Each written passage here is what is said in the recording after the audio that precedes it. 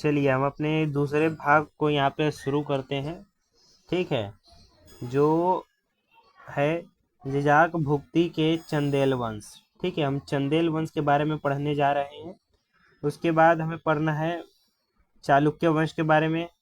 ठीक है, फिर उसके बाद हमें पढ़ना है चेदी राजवंश के बारे में, फिर तोमर वंश के बारे में। ठीक है, फिर इसके बाद जो ये हमारा 25वां अध्याय है राजपूत राजवंशों की उत्पत्ति भाग 2, ये हमारा खत्म हो जाएगा। ठीक है, मतलब कि हमारा प्राचीन भारत खत्म हो जाएगा। इसके बाद हम पढ़ेंगे मध्यकालीन भारत। ठीक है, चलिए पढ़ते हैं आगे। वर्तमान के बुंदेलखंड क्षेत्र में ही चंदेलों का उदय हुआ था। लिखिए। और बुंदेलखंड का प्राचीन नाम क्या था? बुंदेलखंड का प्राचीन नाम जेजाक भुक्ति था। ठीक है,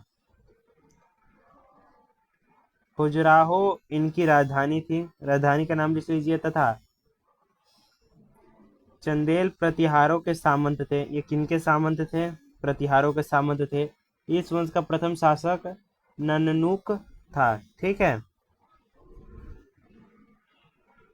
उसके पौत्र जयसिंह के नाम पर यह प्रदेश जिजाक भुक्ति कहलाया। जिजाक भुक्ति।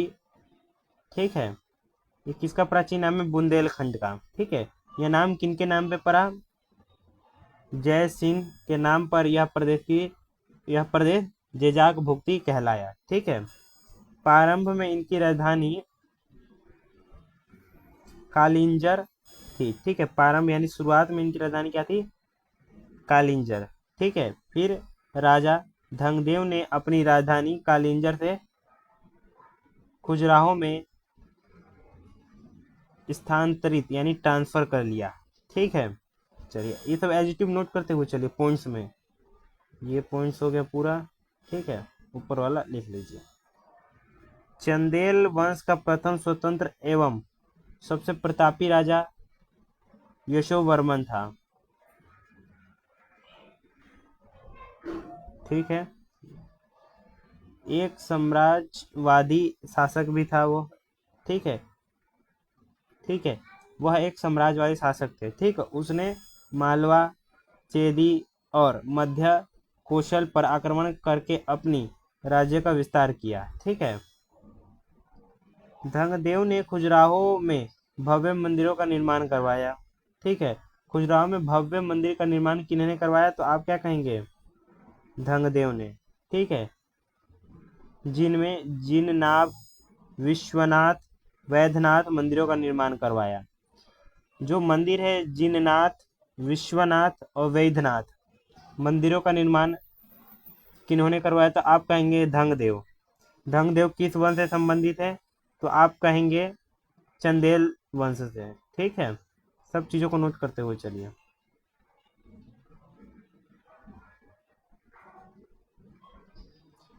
इन्होंने कंदरिया महादेव मंदिर का निर्माण करवाया। ठीक है, कंदरिया महादेव मंदिर का भी निर्माण करवाया इन्होंने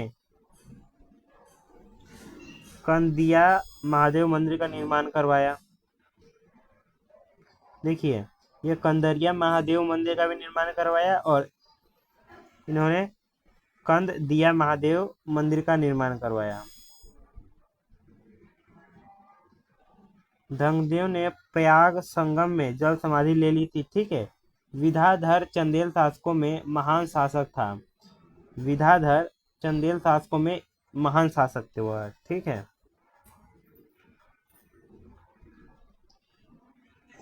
उसे मुसलमान लेखक उसका नाम नंद तथा विदा नाम से कहते थे। ठीक है, इस चीज को एकदम सेम टू सेम नोट कर लीजिए। ठीक है, कि उन्हें किस नाम से बुलाते थे? नंद तथा विदा नाम से कहते थे। विधाधर में गुर्जर प्रतिहार शासक राज्यपाल का वध कर दिया क्योंकि उसने महमूद गजनवी के आक्रमण का सामना किए बिना ही आत्मसमर्पण कर दिया। देखिए, विधाधर ने गुर्जर प्रतिहार शासक राज्यपाल के वध कर दिए, क्योंकि उन्होंने महमूद गजनवी के आक्रमण का सामना किए बिना ही आत्मसमर्पण कर दिया। ठीक है। चंदेल शासक कीर्तिवर्मन की राज्यसभा में रहने वाले कृष्ण मिश्र ने प्रबोध चंद्रोदय की रचना की थी। प्रबोध चंद्रोदय की रचना किन्होंने की है? तो आप कहेंगे कि चंदेल शासक कीर्तिवर्मन की राज्यसभा में रहने वाले कृष्ण मिश्र ने प्रबोध चंद्रोदय की रचना की थी। ठीक है। चंदेल वंश के अंतिम शक्तिशाली शासक, नाम नोट कर लीजिए सही से। अंतिम शासक अथवा परमल था। ठीक है, ये दो नाम है, इन दोनों नाम को आप नोट कर लीजिए कि चंदेल वंश के अंतिम शक्तिशाली शासक कौन थे। 1182 में पृथ्वीराज ने इसे पराजित कर महोबा पर तथा 1203 में या 1202 में कुतुबुद्दीन ऐबक ने कालिंजर पर अधिकार कर लिया और ऐबक की अधीनता को स्वीकार किया। समझिए, 1182 में क्या हुआ कि पृथ्वीराज ने इसे पराजित कर महोबा पर तथा 1203 ई में या 1202 में, ठीक है, कुतुबुद्दीन ऐबक ने कालिंजर पर अधिकार कर लिया। ठीक है, और ऐबक की अधीनता को स्वीकार कर लिया। ठीक है, दो भागों में नोट कीजिए।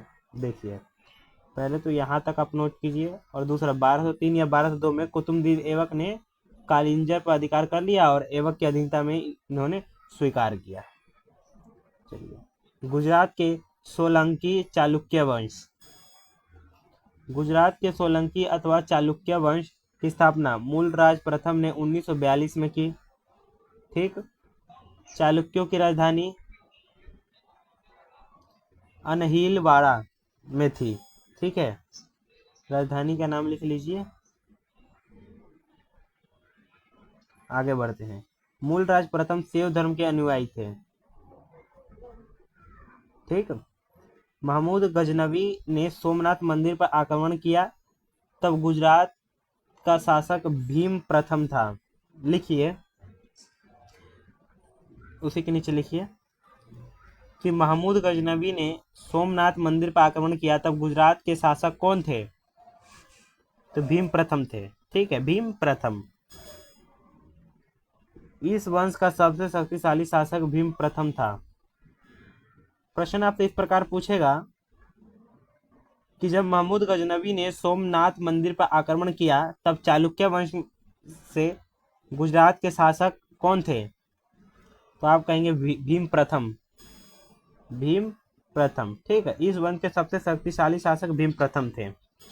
भीम प्रथम के सामंत विमल ने आबू पर्वत पर दिलवारा का प्रसिद्ध जैन मंदिर बनवाया। यह स्टैटिस्टिक जीके का सबसे इंपॉर्टेंट प्रश्न है। ठीक है, सुनिए, भीम प्रथम के सामंत विमल ने, पूरा लिखिएगा इस बात को। ठीक है, एमसीक्यू में तो विमल ही आएगा, तो विमल पे टिक कर देंगे। ठीक है, पर आप अपने नोट्स में पूरा लिखिए कि अब्बू पर्वत पर दिलवारा का प्रसिद्ध जैन मंदिर किन्होंने बनवाया? तो आप कहेंगे भीम प्रथम के सामंत विमल ने अब्बू पर्वत पे, पर्वत का नाम याद रखिए, अब्बू पर्वत पर दिलवारा का प्रसिद्ध जैन मंदिर बनवाया। ठीक है, अब्बू पर्वत पर दिलवारा का प्रसिद्ध मंदिर किस धर्म से संबंधित है? तो आप कहेंगे जैन धर्म से संबंधित है। क्लियर? जय सिंह सिद्धराज की उपाधि धारण करके शासक बना। जय सिंह सिद्धराज की उपाधि धारण करके शासक बना। ठीक है, जय सिंह सिद्धराज को विद्वानों का आश्रयदाता भी कहा जाता है। मतलब विद्वानों का आश्रयदाता किसे कहा जाता है? तो आप कहेंगे जय सिंह सिद्धराज को। ठीक है, प्रसिद्ध जैन आचार्य हेमचंद्र सूरी जी उसके दरबार में थे। ठीक है, इस बात को नोट कर लीजिएगा, यह जय सिंह के दरबार में थे। जय सिंह ने माउंट अब्बू पर्वत पर एक मंडप का निर्माण कर अपने 7 पूर्वजों की गजारोही मूर्तियों की स्थापना की। देखिए, नोट कीजिए कि माउंट अब्बू पर्वत पर मंडप का निर्माण कर अपने सातों पूर्वजों की गजारोही मूर्तियों का स्थापना किन्होंने करवाया, किस शासक ने? तो आप क्या कहेंगे? जयसिंह ने। ठीक है, जयसिंह सिद्धराज, उनको सिद्धराज की उपाधि धारण की थी उन्होंने, इसलिए वो शासक बने थे। ने सिद्धपुर के प्रसिद्ध रुद्र महाकाल मंदिर का भी निर्माण करवाया। कौन सी मंदिर का निर्माण करवाया? तो आप कहेंगे रुद्र महाकाल। ठीक है। शासक कुमार पाल चालुक्य हेमचंद्र सूरी के प्रभाव में आकर जैन धर्म के अनुयायी बन गए। शासक कुमार पाल, देखिए, शासक कुमार पाल चालुक्य हेमचंद्र सूरी के प्रभाव में आकर जैन धर्म के अनुयायी बन गए। ठीक है।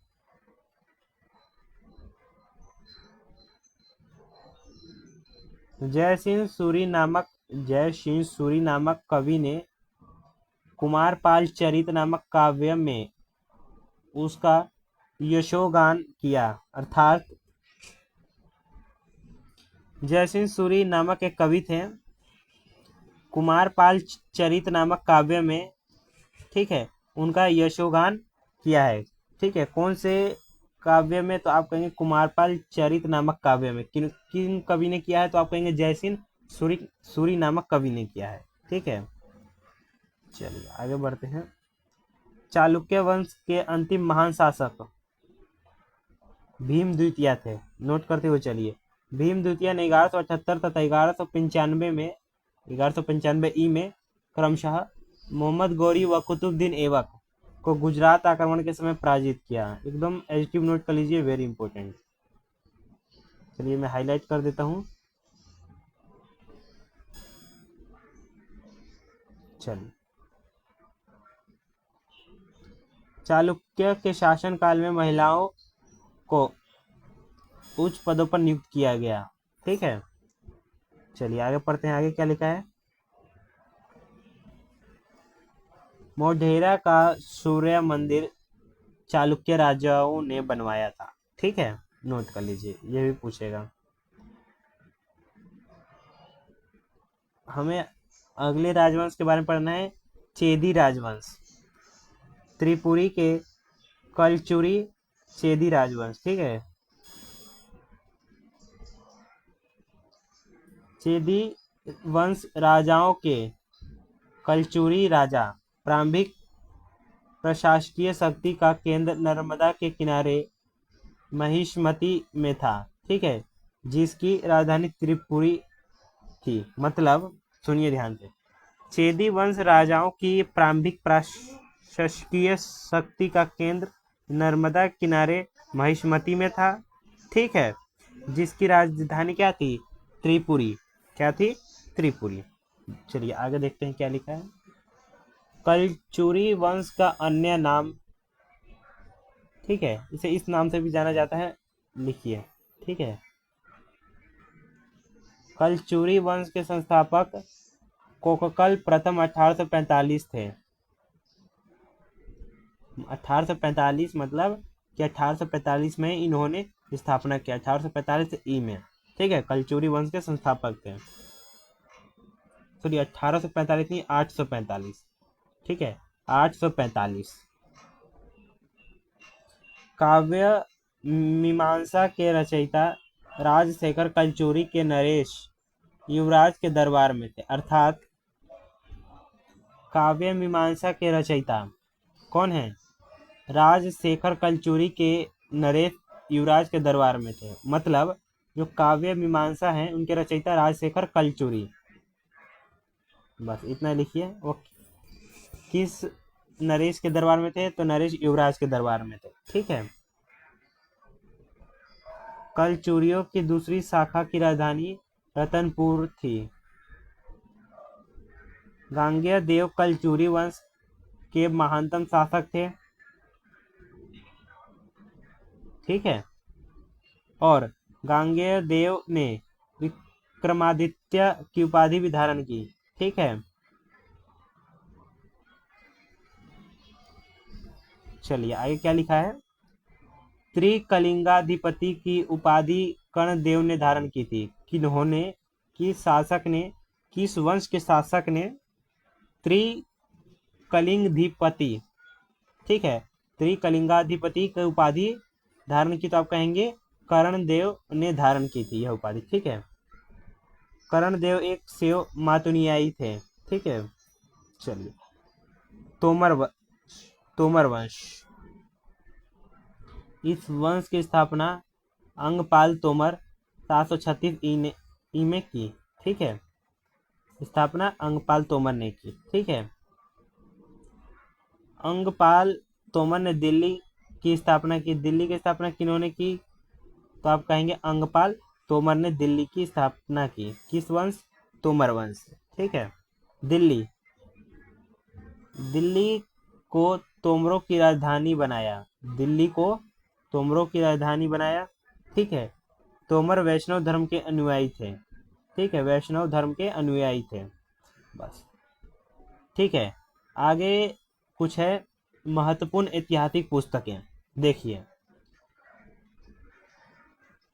जो पुस्तक है मृच्छकटिकम, ठीक है, इनके लेखक कौन है? शूद्रक, ठीक है। मतलब क्या होता है? मिट्टी की एक छोटी गाड़ी, ठीक है। उसी प्रकार मुद्रा राक्षस विशाखा दत्त, ठीक है। पंचतंत्र विष्णु शर्मा, ठीक है। इसी प्रकार शून्य व दशमलव पद्धति के जन्मदाता आर्यभट्ट, ठीक है। इसी प्रकार यह कुछ प्रसिद्ध पुस्तक है, ये प्रसिद्ध पुस्तक है, ठीक है, और ये उनके लेखक है। देखिए, इनको एडिटिव नोट कर लीजिए। पहले ये देखिए, पहला पेज, इसको एडिटिव आप नोट कीजिए। फिर दूसरा पेज कुछ इस प्रकार है, ठीक। गीत गोविंद जयदेव, ठीक है।